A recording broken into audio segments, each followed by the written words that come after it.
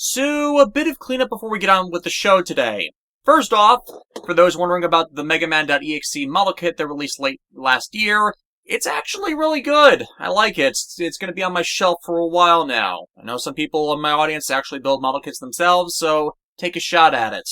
Second, yes, I've been keeping tabs on the events with Capcom and the upcoming, at the time of recording this, release of the Mega Man Battle Network Legacy Collection.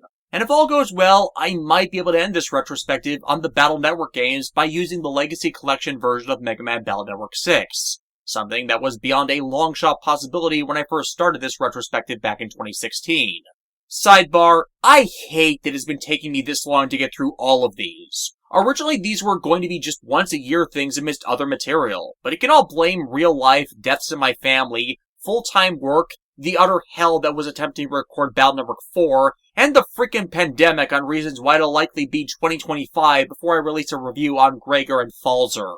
Hell, it might take longer than that depending on if there's more complications trying to review the anime, which itself might pass the mark of the 20th anniversary of its ending at this rate before the last episodes of it may get a fan sub for them. It would actually be hilarious if I publish a review of Battle Network 6 in the 20th anniversary of its release, but not in a way I would like, as it'd mean I took 10 freaking years to review 7 games in a series. Regardless, it is unfortunate that at this time of this news, they don't seem that interested in doing the same for the Star Force games, or Mega Man Legends for that matter. But at least in Star Force's case, it makes a bit of sense as, well, Star Force never sold what Capcom wanted it to. There's certainly those that want what happened to the Mega Man ZX games in the Zero ZX collection to happen with them in how those DS games got ported onto the Nintendo Switch. And hopefully that may come to pass. Second, for those wondering what happened to all the videos to date on the Rockman.exe anime in 2022, that would be due to the conduct of ShowPro, who these days own the rights to said anime. ShowPro has an unbalanced track record of takedowns, and mass reported a number of the Rockman.exe videos, so I had to remove all of them from YouTube to save my channel from being copyright striked to death. Sadly, I am far from the first to suffer that, the one most infamous for them having that happen to them being the YouTuber Suede, who had all of his Pokemon videos, even the ones that were just still frames of the anime, set to recap analysis and dialogue, taken down, and had a slap lawsuit filed against him with no means for him to respond to it. Because of that, I am uncertain whether I really should continue with the Rockman anime videos beyond putting together collections of all the videos that got hit, with as much of the footage as plausible converted to still frame images, and then doing a still frame review style for the remainder, which admittedly I could do and have been working towards. I'm going to be experimenting with that, which is why this video is actually coming out so early in the year in regards to all that. As if I'm going to continue with doing Access and Stream before I do Battle Network 6, I might as well try it that way, since scripts for all episodes of Rockman Access have been written since 2021. This caveat is just for those out there who may come to find my videos on these games later, saw that I was going to do reviews of the anime, and then may ask themselves, what happened to him doing that, if I fail to maintain an online accessible version of said videos? And with those status updates on all of that out of the way, so we can talk about the subject of the actual title of this video, well, generally speaking, Battle Network 5 is considered the third best Battle Network game. At worst, as I've mentioned, 5 being in competition with Battle Network 2 for that slot, though there are also those that view it as competing with 6 and 3 for best. This is due to a few unique factors, part of it that many feel makes it superior to the second outing, despite the lack of hub style and the closer feel of the story, and a vast improvement over what was suffered in Battle Network 4. I mean, let's face it, Battle Network 2 is a bit all over the place with how it has Lan and Mega Man travel around erratically to fight Gospel instead of it being a more direct threat, which would warrant his involvement. Whereas Battle Network 5 more clearly builds on continuity for getting Lan involved, and why he would be a critical member to the team's goals with his long showcased operating ability that even Chad by this point recognizes and respects.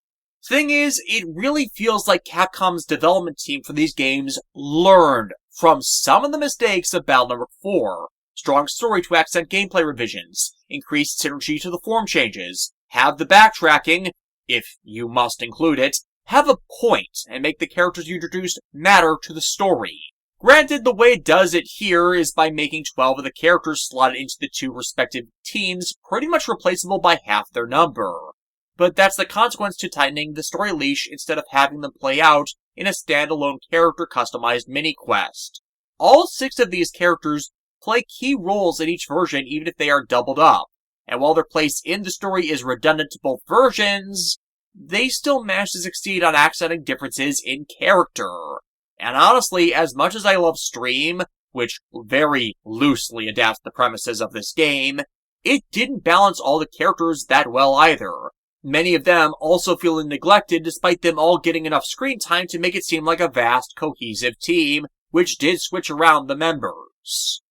I could name several series with large hero teams that do such worse, though, since, well, the show's core from the beginning was on LAN and Megaman with some occasional help from others, as opposed to ignoring the rest of the team just for one person when the focus of the story was supposed to be on the full team.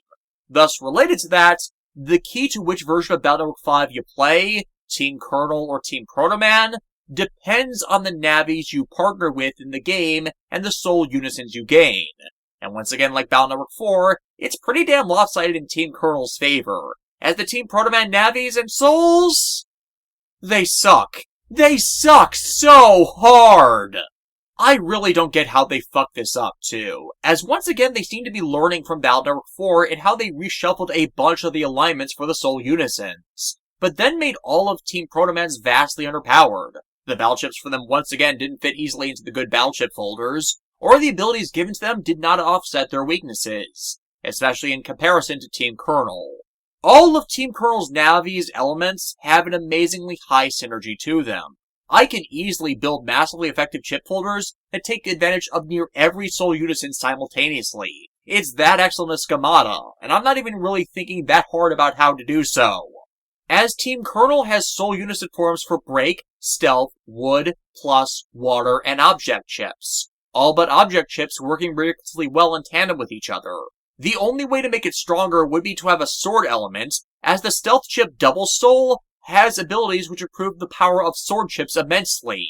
So in reality, thanks to that one, it's almost as if you get a 6-chip element synergy out of 5 souls. Whereas Team Protoman has Elec, Wind, Fire, Cursor, Recovery, and Sword element chips that form the basis of the soul unisons. None, bar the wind element making it easier to strike with sword and close range chips, are that helpful without dedicating a chip folder to that soul. But that has been discouraged in this game, as you're not just operating Megaman, but the other navies you gain the soul form too. But overall, there is no synergistic strategy for these soul unisons, much like was the problem in Battle Network 4, and the navies likewise in comparison seem frankly inferior to the ones who had their contemporary chip elements related to a unison in the last game. Yeah, even in comparison to ones that were the exact same last game. As I mentioned, Searchman and Search Soul have their chip elements reassigned from stealth chips to the new cursor chips. But cursor chips are ridiculously awful to use, as they require you aim them at a very specific panel for their effect to hit, which is very easy to fuck up. With exception to solely the asterisk code chip copy damage, their only point to existing in a folder is for use with triggering the soul form, and that's wasteful. Thus, I can't realistically use half the souls in Team Protoman because the chips don't work together, don't work in the first place with how I play, or the soul form itself is garbage. And something that actively annoyed me with this game's team assignments, again because of the Team Protoman version, was the exclusion of mail-in role from being a team member in favor of the newly introduced characters Jasmine and Medi.exe. This is mainly because Medi is the absolute most useless Navi in the entire franchise. The one that isn't Glide at any rate. Hers is the only double soul I never use despite how useful recovery chips are, because it's that worthless in just using medical pellet to give standard battle chips a status ability. As opposed to, I don't know, a recovery ability? Okay, yeah, there is a recovery pellet, but all of them are randomly generated. If you need to heal, you have a 1 in 5 chance of getting that pellet, but you sacrifice the recovery chip you could have used to get it. And I'm not even getting into using the Dark Recovery Dark chip to use Chaos Unison for its healing ability, because that's a whole nother can of worms of relying on something to screw you over for your healing payday. As I said when I reviewed Battle Network 4, the general goodwill between the main counterpart navies was the decisive factor for many between getting Red Sun or Blue Moon back before everyone learned how bugged up Blue Moon was, or the versus battle effectiveness of Roll Soul's healing abilities. Here, however, they had the opportunity to rectify that as making Mail and Roll eventually recruitable for another recycle from the last game Double Soul like Numberman, Protoman, and Surgeman already were, possibly keying it to Land rescuing his friend's navies before the endgame of the campaign that allow her to join, since Medi slotted as one of the last Double Souls and team members earned in the game. Hell, it ties into the prior game's arc with her to try and reinforce her wish to earn Land's respect to stand aside him and not be just someone that needs to be protected as the brothers needed to save her or Roll in every other game before this. And once again make it gel with the anime stream, where they did do all of that. Hell, once Mail joins Team Cross Fusion, she's stuck to her eventual paramour like glue. But instead there, she ends up replacing Ribita in the lineup, which leaves the crew without a specialist in water attacks while doubling up on the team medics. Okay, that is smart since the team eventually has 13 members. But in the context of the games themselves, because of how useless Medi is, the only effective healer Navi ends up being Tomahawk Man's Tomahawk Soul in Team Colonel. Yes, the guy who walks around with a giant axe that attacks with a life sword's radius was brought on as the team's tanking specialist to dish out the maximum potential damage, and he is a better healer than the net Navi whose entire theme is that of a medic. The medic just makes them more comfortable while they die. Yeah, that is how bad Medi is at her actual team role. You see how they kept sabotaging themselves with game balance here? To make things worse in Team Protoman's case, while they recognize the continuity of Red Sun by Land recognizing Rika when he joins the team, continuity-wise, Team Colonel is considered the more canon of the two, due to the character Beryl appearing in Battle Network 6 with Land knowing him personally, as well as one of the other characters getting into a discussion with Land about Dark Miyabi and Gregor, and Tomahawk Man's operator Dingo also appearing in Falzer, both of whom Land first meets in Team Colonel, and act as if he knows them when mentioned later. So with the various gameplay issues all ways around, it was not a good time to be a Protoman fan as the Team Protoman version just ended up ignored. Twice. Then again, all events from these games and also the fourth entry could be taken as equally canon. In Battle Network 4's case, as each scenario exclusive to a version was a self-contained story. And the Battle Network 5 teams actually made up of all 13 members, which we only got to see half of in each game. Which is purportedly explained by why there are two versions of the game with this one. Apparently, I'm not the only one that thought Team Protoman was terrible, as Team Colonel was originally, once again, the Megaman 3 Black version to the original. A patched, bug-fixed release with new different content to justify its purchase, released almost 4 months apart from one another, which eventually was released as a compilation game, and the one I'm reviewing, Mega Man Battle Network 5 Double Team, or as it's known in Japan, Twin Leaders, which is a far better title, quite frankly. And as should have been tellable from the footage I've been showing, I'm not reviewing the games individually, but said compilation with new content Nintendo DS release. But there's problems with trying to play that version yourselves if you don't have the original cartridge for it. Yeah, every ROM version of Twin Leaders I've ever found has problems in its emulation. So, if you didn't get this specific release, you're completely out of luck to play it. When I started this review project in 2016, I splurged to get an original generation Nintendo DS and a DS capture card for explicit recording of this game, so I could review the penultimate version of it. As the extras it comes with, yeah, they're worth it.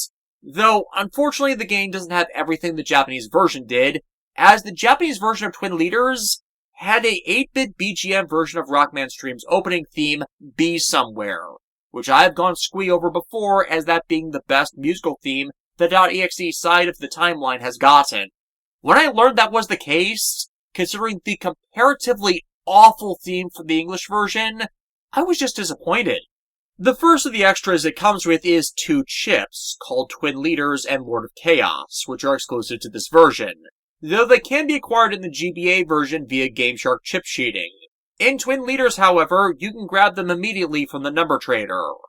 Second, and most significantly, is Base Cross.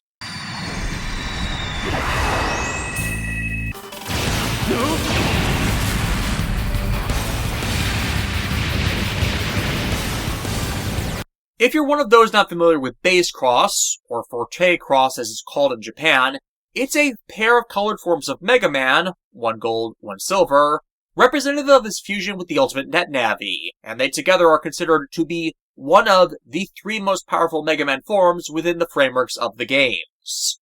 Though for the record, I count the Beast Crosses from Battle Network 6 as just further augmented versions of Gregor and Falzer Crosses, and part of their respective power sets of the Beast Outs, as it makes it easier to quantify them. And obviously Juka style from Rockman Beast is not on the list, since that's an anime-only form, despite how awesome its one battle of showcase was.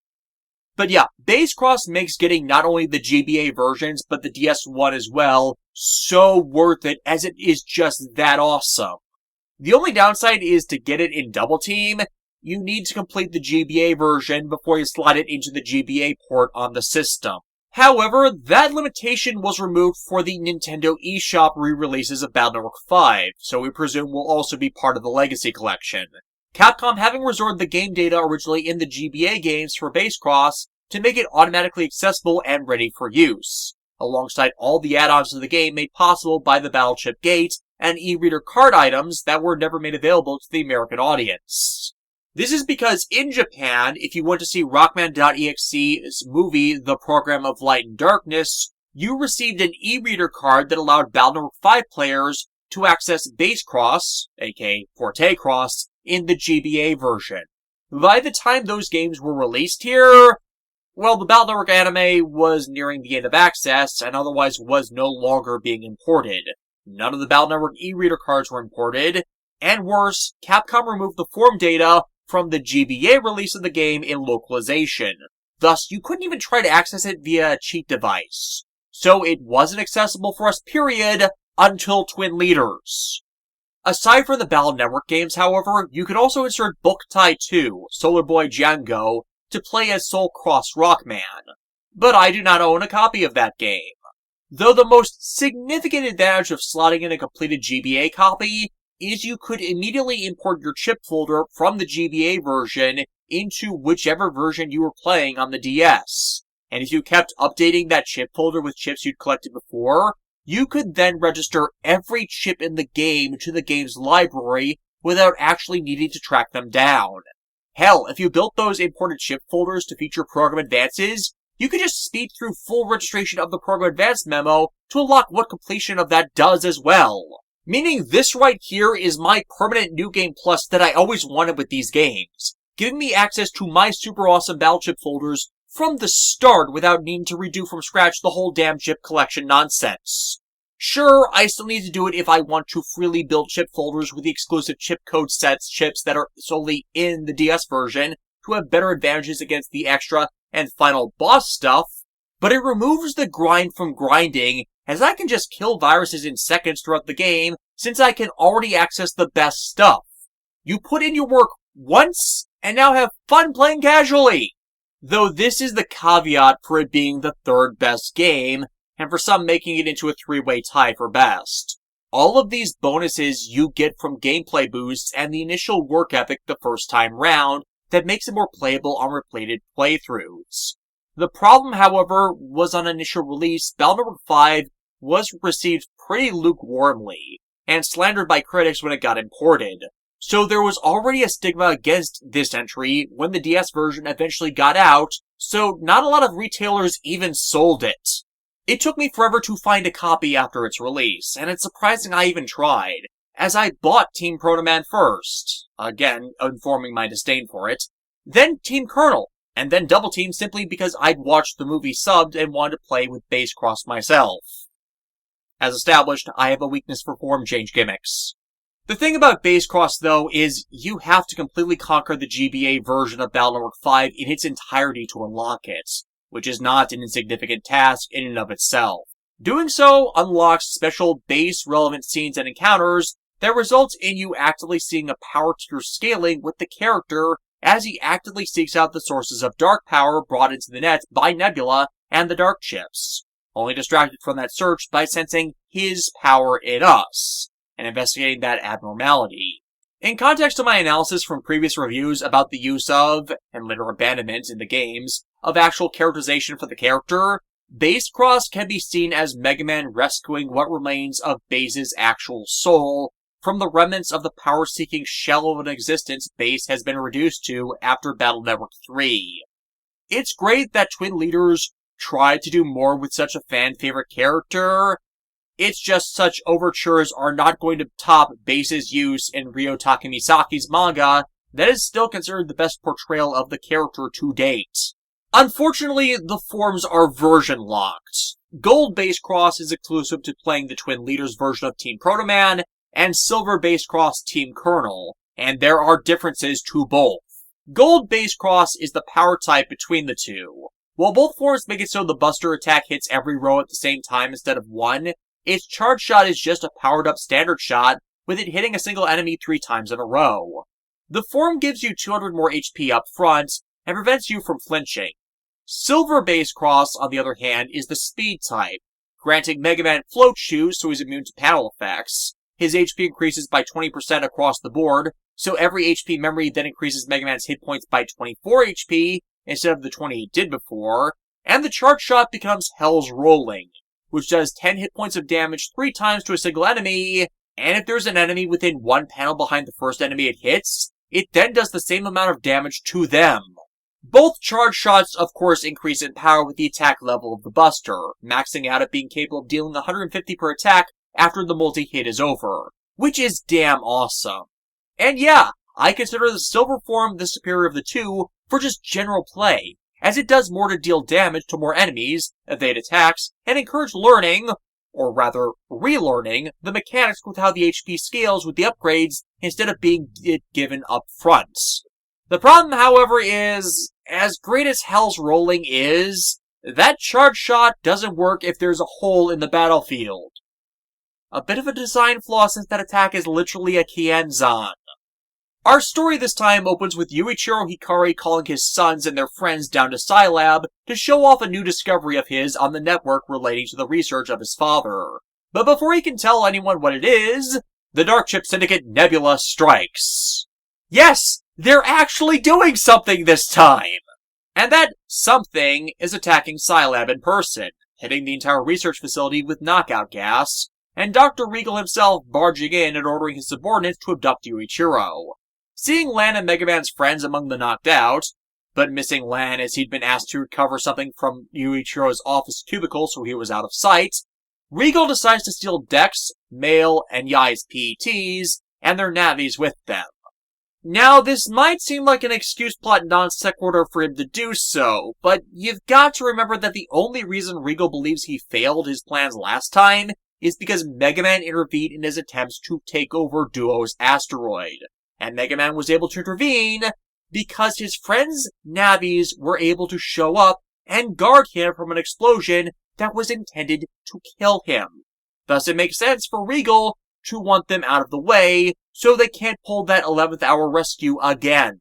He'd likely have stolen Lan's PET as well had he known where in the labs they were. Regardless, the knockout gas is strong enough that Lan's laid out for literal days, during which Nebula's navies, powered by dark chips, engage in a massive assault on the network, managing to lock at the very least Electopia's server fully under their control, which makes for a very early in the storyline, the all is lost moment, as the different districts of the network have been barricaded off. Endoblast Mega Man is currently capable of can bring down the dark chip strengthened firewalls. Not helped in this that Lan's practically in a panic. He's been crowned the world's greatest net battler several times over. He and Mega Man share the title of King of the Undernet, and he can't even save the people important to him. While not a story thread actively touched upon much in the game, you do see how that knowledge weighs on him. However, when we see the barricades for ourselves, we immediately after get a message asking us to come to Scilab, which is under attack. The main computer system of the facility threatening to be destroyed. Why is a good question, considering Nebula could have raided the center's private network when they had free reign of the facility. However, it is not them that is behind this.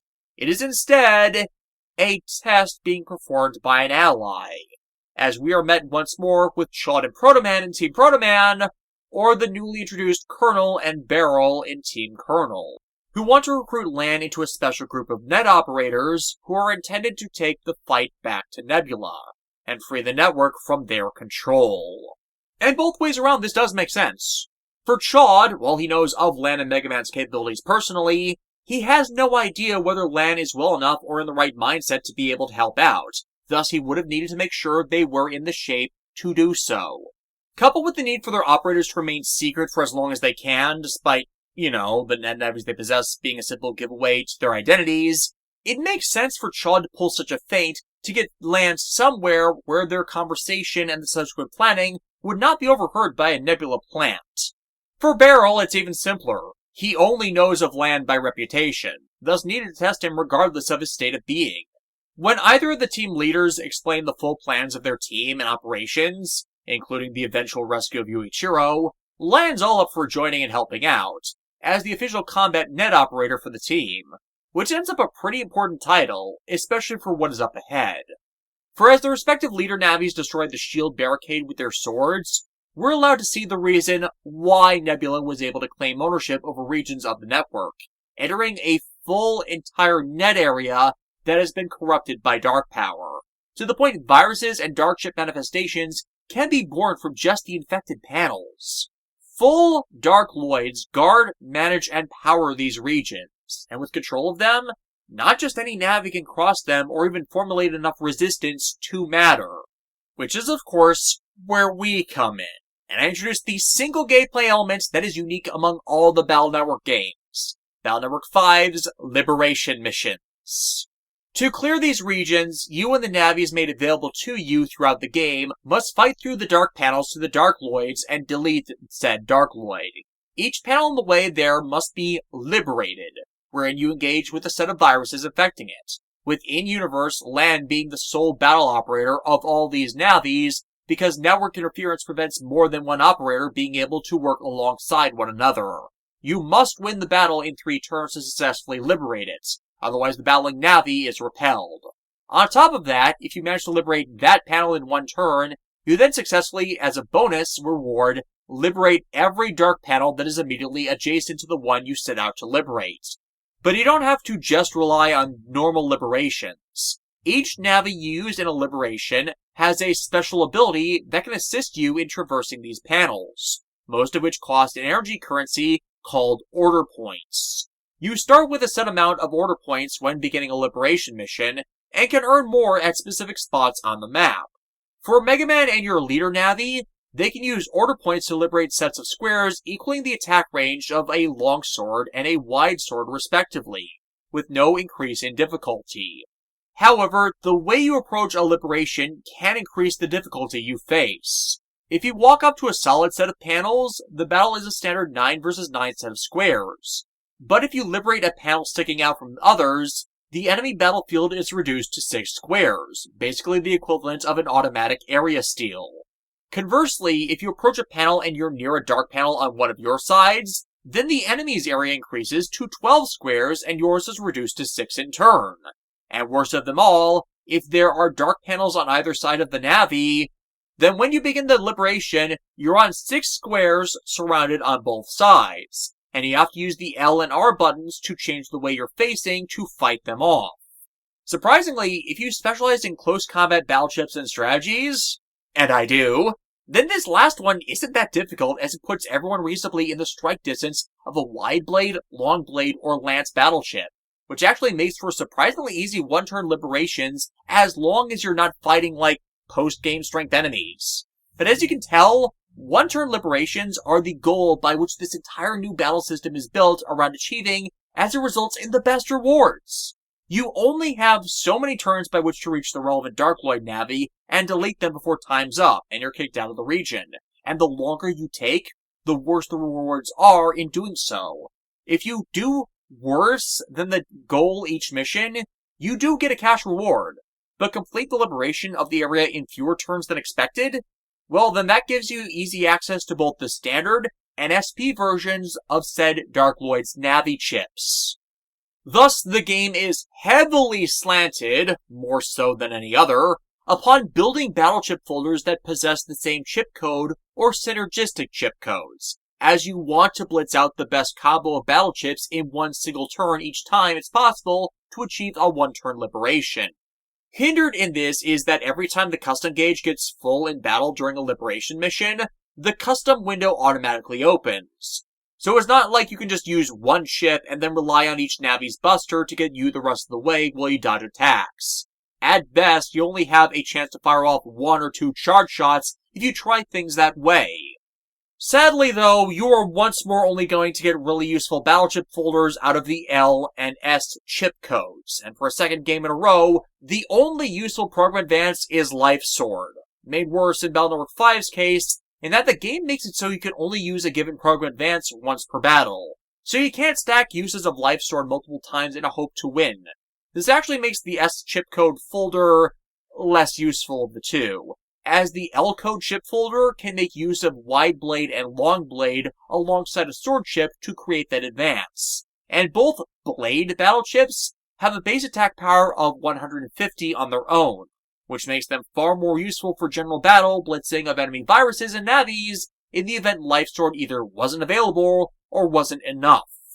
Though this is mediated by the fact that the S chip code does have the Mega Chip Super Vulcan and 2 easily accessible program advances. Big Noise, which requires 2 Sonar 3 chips and Shademan's Navi chip, and Wild Bird, which takes 2 Katana 1 chips and the Navi chip of Larkman, aka Swallowman, who is a neutral Darkloid you can find in a special region of the Undernet. So you would think this would make the S code the battle winner this time. It really doesn't. 9 times out of 10, I can get a higher damage potential from the L code chips than I can relying on trying to pull 3 program advances and 3 mega chip combo attacks out of the S code chips. Not help that both Darkloid program advances require use of their SP and DS Navi chips, not their base ones, and you can't get the DS chip easily to have a second Navi chip on hand by which to make that strategy viable before post-game. Made worse in that if you use those program advances, then any strategy that utilized Super Vulcan is somewhat doomed, as you won't be able to also add an attack plus 30 and double point, which are needed to boost the damage output of Super Vulcan to the values it needs to hit, unless you want to reduce the chances you'd be able to perform said program advances, as without the DS chip to sacrifice, even if they're dead draws otherwise, the strategy doesn't work. This is additionally made worse by Base Cross, as the form's one detriment is that it reduces the number of mega chips you can use in a folder by 2, meaning you can only use a ground total of 3 mega chips in a folder if you want base's power. Thus, for S-code folders, you can only rely on either a full power Super Vulcan that requires 3 mega chips and a number sold to really do, or you have to sacrifice use of one of the 2 mega chips you need in the folder to pull off those Navi chip required program advances. You legitimately cannot win. And once more, the L chip codes got you covered on that. In Twin Leaders, you can easily get from the number trader the Navi chip Twin Leaders, which is a enemy area-wide strike of both Protoman and Colonel attacking with their swords that hit an enemy twice for 200 damage each. Meaning, this single mega chip has the same damage and attack radius as Wild Bird's program advance alone, and without the chance that it might miss, which I constantly do with it.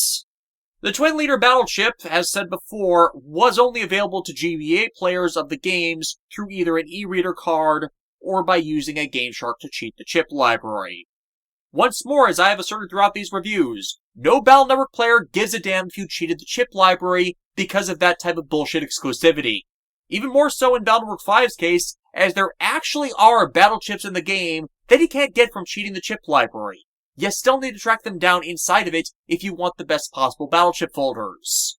Among those being Anti-Damage and Metagel's Asterix version chips. The former you get from a side quest. The other, I've never actually gotten the Asterix code Metagel, as they're trapped as a chip trader exclusive with a 0.1% drop rate. And the game now saves itself every time you use the chip trader machines, meaning you can't save scum your way to getting the super rare drops like you could in all the previous ones. Speaking of which, I've had comments on Battle Network 3 asking me how I got some of my Asterix chip codes, and that's specifically what I did to get them. But add to stuff like that the availability to then place in a attack plus 30 and any other convenient mega chip you might consider, and the choice on what to build is clear to support playing with base cross. Moreover, the L code does one other major thing S doesn't. It provides far better support for elemental type chips for later sacrifice for soul forms in both versions if you're not just using them in battle. Sure, you're not getting program advances out of them, but combo them with the notable asterisk code chips the game gives out, and you can build things that blitz out almost as much damage per turn as a program advance would. L code folders can use Vulcan 3, which hits for 10 times 7 damage, and if paired with Number Soul can double that damage outright, and add an attack plus 30 for 350 in total. That is almost a life sword in and of itself.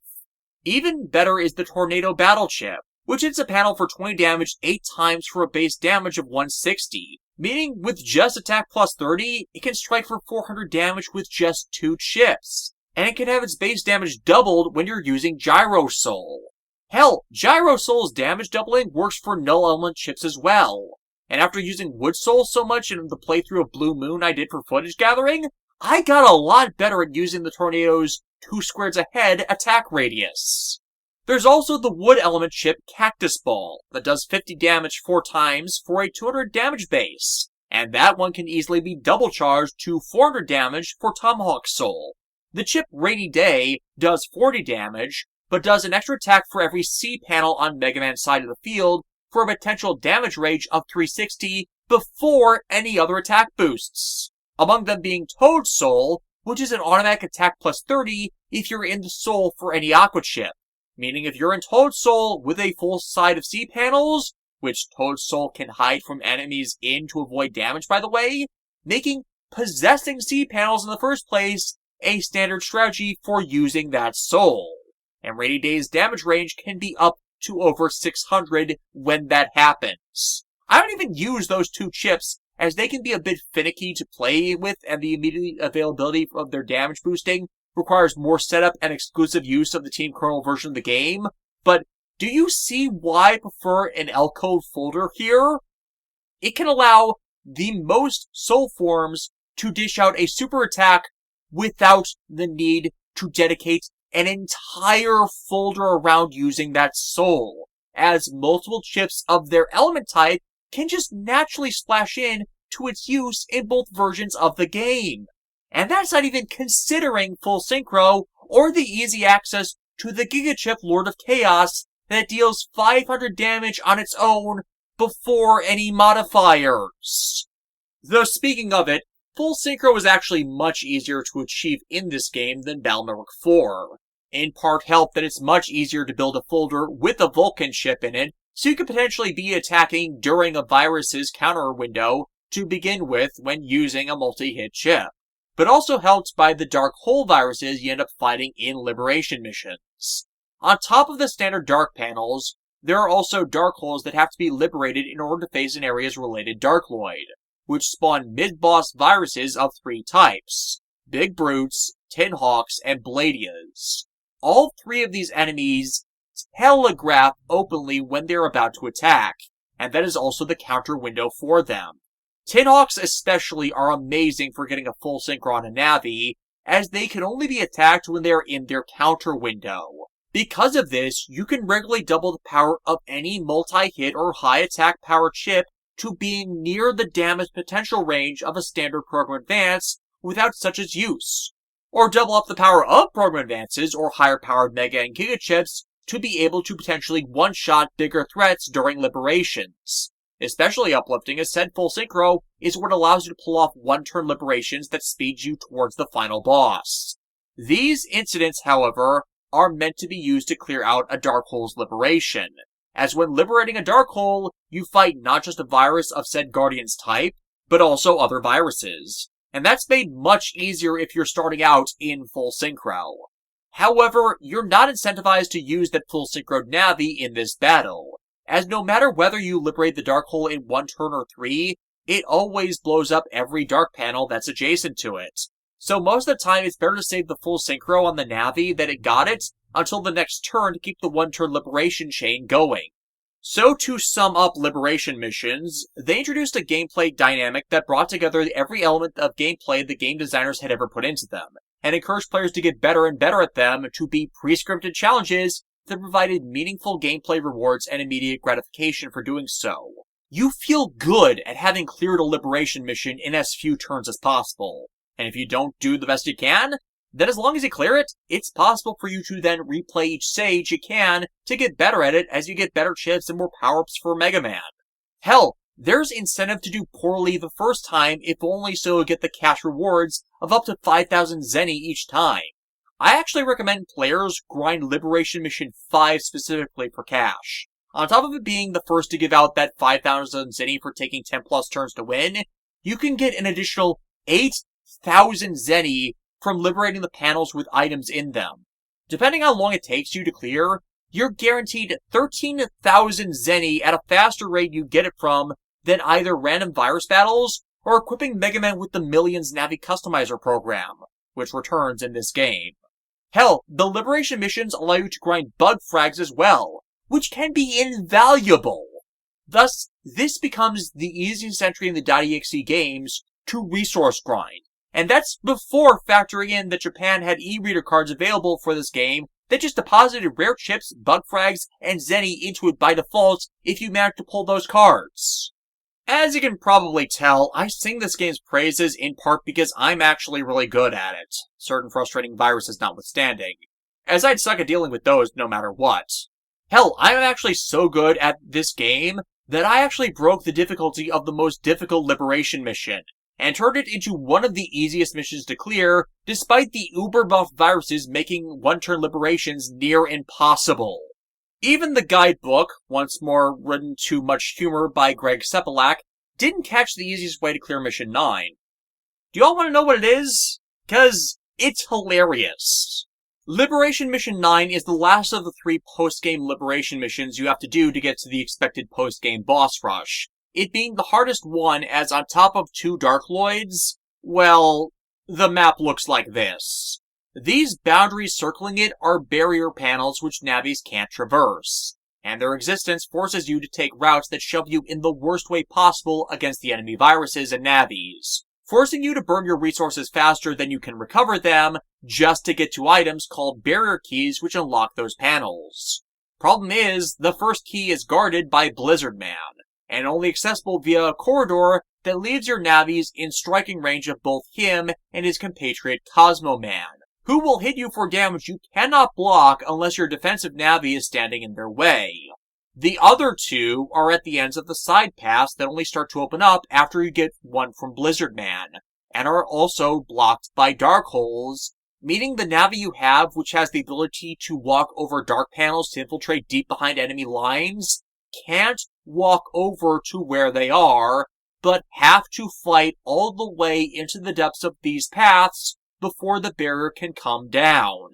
However, the way to break the map is found exclusively in Team Kernel. Once more, there's a reason why there's no contest in which version is better. And in this case, that happens to be because of Toadman. Toadman has the ability Life Melody, which allows a navi that Toadman sings to the ability to liberate a straight row of 5 panels. How this becomes broken then, and I am straight up baffled that no one I could find has ever done this, is that 5-panel line goes straight through barrier panels. Meaning if you know where the key is beforehand, and there is a panel on your side of a barrier that is within a straight line of that key, you can use the Life Melody Liberation line to completely bypass and bring down the maze.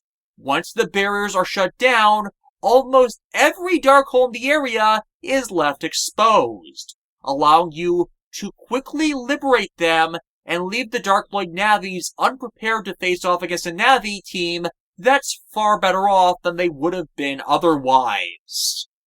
It makes the most difficult to traverse mission a cakewalk to clear, and honestly, I just could not find anyone else who's cleared this stage that way. Like, it's plausible just people playing the game did find it and kept it themselves as a neat feat, and I could easily have missed someone doing so, But I did check around. I checked a bunch of video Let's Plays of the game. I checked GameFAQs' guides. I checked the forums on GameFAQs. I checked the forums of basically any forum that in any way tangentially mentioned this game. And yeah, there's a few other shortcuts people tried to implement for Team Protoman, but kernel players where this is easily doable, I saw were surprisingly oblivious to this. Primarily because they're too focused on precise placement of one-turn liberations to realize the waiting potential of Gekara.exe over here. Anyways, each liberation mission does teach you their mechanics in intuitive ways to encourage mastering their mechanics of use, explaining why we don't have a full team yet by which to blitz the enemy. Too much too fast can mean that the mechanics end up going unlearned.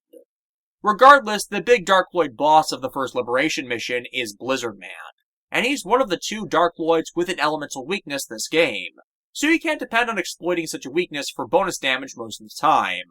Not that you're supposed to have elect element chips yet at this point to do critical damage on him unless you're New Game Plusing it, but Blizzard Man is never really hard. With this we've liberated AC/DC from Nebula's control, but we've still got a long way to go before we can confront Regal in person.